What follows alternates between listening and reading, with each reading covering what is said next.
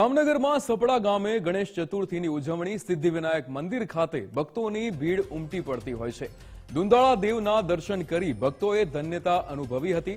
ગણેશ ચતુર્થી નિમિત્તે અનેક ધાર્મિક કાર્યક્રમોનું આયોજન કરાતું હોય છે। હોમ હવન, મહાપ્રસાદ સહિતના અનેક ધાર્મિક કાર્યક્રમો યોજાતા હોય છે।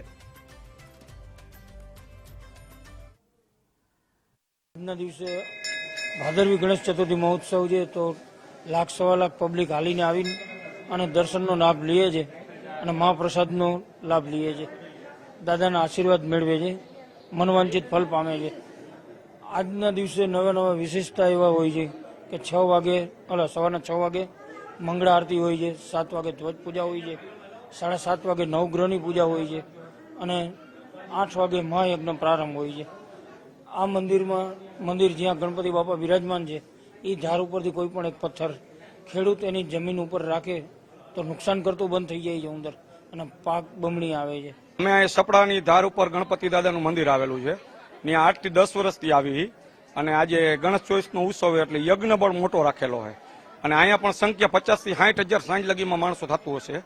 અને બીજો પ્રશ્ન એ છે, અહીંયા કૃષિ મંત્રી રાઘવભાઈ પટેલનો ફાળો હોય ને રાઘવભાઈ પટેલની ધ્યાન હેઠળ છે મંદિર।